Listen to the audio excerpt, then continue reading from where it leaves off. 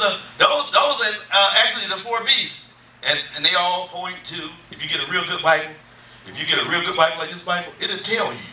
Matthew, Mark, Luke, and John point to the four. In our Bibles. If you get a real good one. Amen? Which is the type of Jesus, which is the type of people, anyway. And in the midst of the elders stood a lamb as it had what? Been slain. Well, how can a lamb be slain but stood? Because there's a resurrected lamb.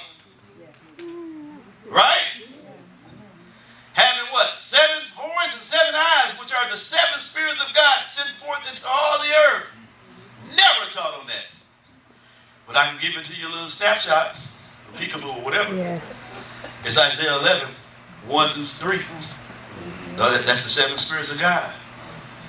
It's a message of perfection. Sent forth into what? All the earth, right? Next verse. And he came and took the book out of the right hand of him that sat upon the throne. Boy, that done reached. What happened? Next.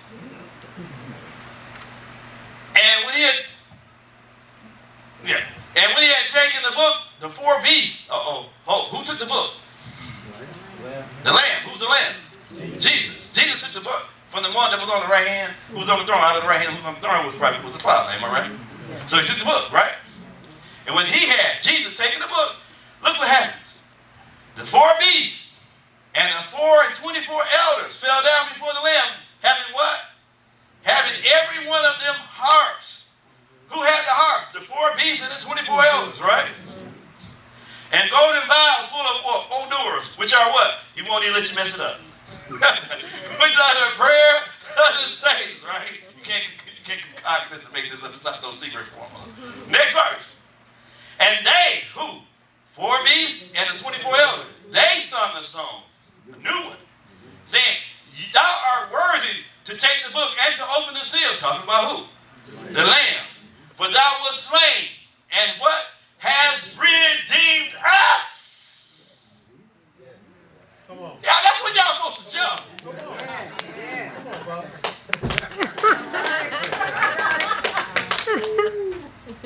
He said, has redeemed us to God. Anything that's before the throne, if it was pre-Adamic, if it was before the earth, what they call the catabalo, cast down. Before the foundation, what it means to be cast down. Before that, he said, redeemed us to God by the blood out of every kindred, tongue, people, and nation. So this 4 beasts, 24 elders, were once a part of every kindred, tongue, people, and nation. Help me out, am I right? You redeemed us. When you broke the seals, you redeemed us. So this is not some spooky stuff. I hope y'all can agree. Okay? I didn't mess anything up. They released a new song because of what he did on their behalf. So the 4 and living creatures is not some spooky entity before the throne. Right. Amen. It's not the sci-fi stuff. Y'all got it? My throat trying to close up. I knew the devil was going to get me to try to come at me tonight. But anyway, I wanted to bring that point up because it's so important. It demystifies. Am I right? The book. It brings it down to you. So, therefore, you can get the provision that it represents. Go back to chapter 7.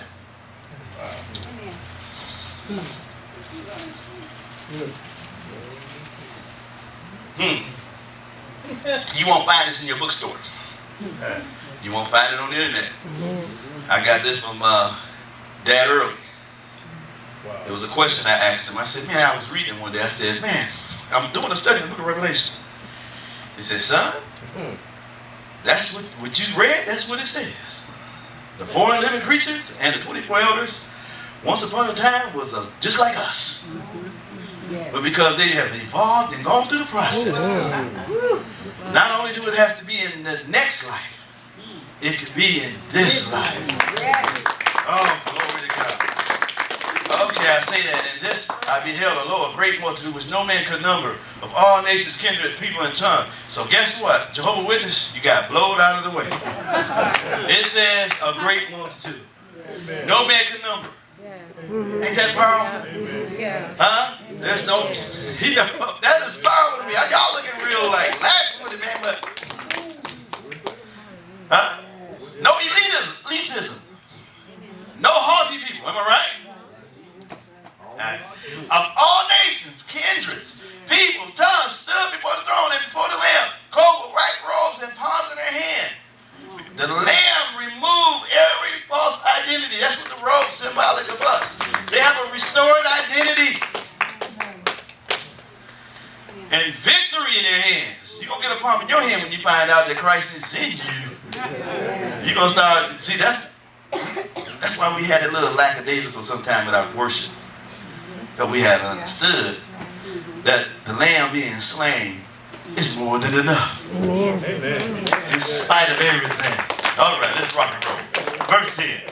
And cried with a loud voice saying, salvation to our God, which sitteth upon the throne, and unto who? The Lamb. Next.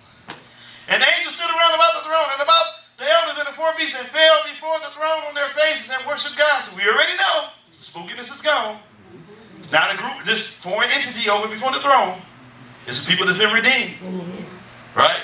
Okay, next. And saying, amen. So be it. Blessing, glory, honor. Okay. Blessing, glory, wisdom, thanksgiving, honor, power, might. Boy, if we got a chance to hit all that. Be unto our God forever and ever. Amen. Next. You see it said our God, right? Still the four living creatures are saying our God. If they were angels, seraphims, and teraphims, whatever you want to call them, you wouldn't have to say our God. And one of the elders answered, saying unto me, what are these which are arrayed in white robes? And where the heck they come from? Next. And I said unto him, sir, hey dude, I don't know. This is John said, I don't know where they come from.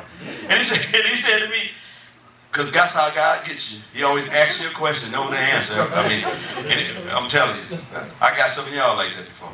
These are they which came out of great tribulation and have washed their robes and made them white in the blood of the Lamb.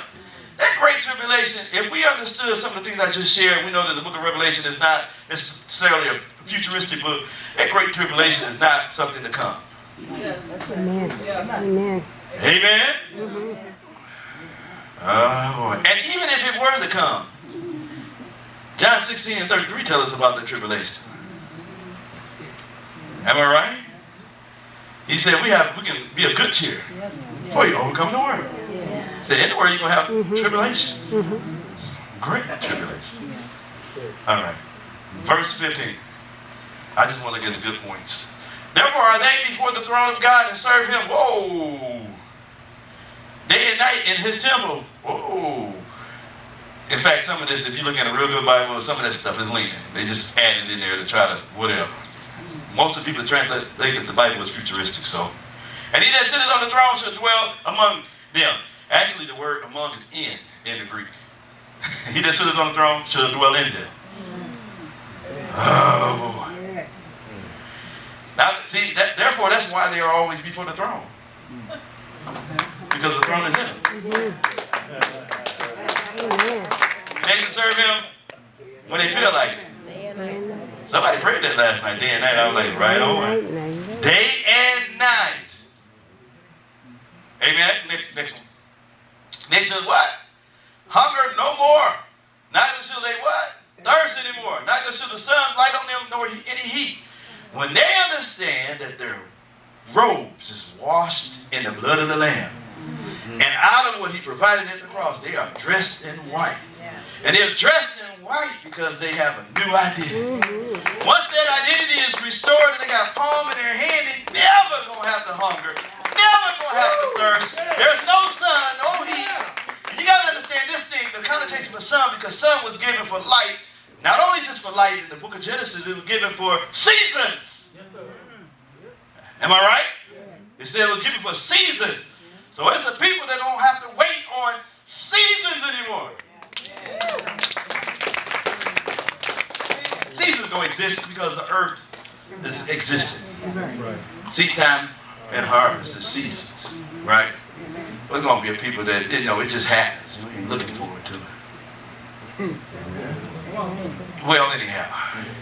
Are we doing? No, next. For the Lamb which is in the midst of the throne shall, what? Do what now? Feed and lead them unto living fountains of water. And he shall what? Wipe away all tears from their eyes. Oh my God, the tears of the eyes are going to be. See, this is something that's mentioned quite a bit in the book of Revelation. He's going to take the tears away from us. See, because the tears don't come because you've done anything bad. The tears don't come because you're in a tight spot. The tears come because you don't know your covenant. You better read in Isaiah 25. He says, in this mountain, he's going to take the veil off us. And he's going to wipe away all our tears.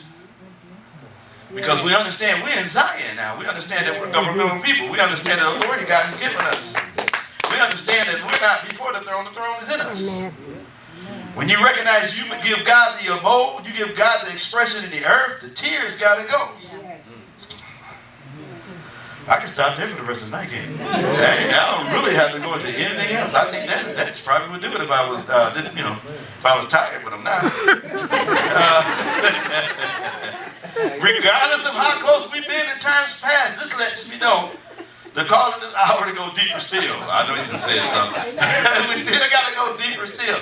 I want to get to a point where the tears, the sweat, and everything is removed. That you can be quenched in your hunger. I'm not saying that you never want to have an encounter with the Lord. That's not what it's saying. But there's a level of sufficiency that takes place when you start growing and maturing in the things of God. And that's where He wants to get us to. Tell your neighbor, that's where He wants to get us to. And I'm going to bring you to Revelation 22. Let's go up about a few chapters. What is that? 9 chapters? Oh, yes. Now that's just talking about the temple. That's just talking about the ramifications of us acknowledging that the throne is in us. Being awakened to the fact that I'm not trying to be right. He made me right. You know, I do things right because I don't have to struggle to be right. I live to be right.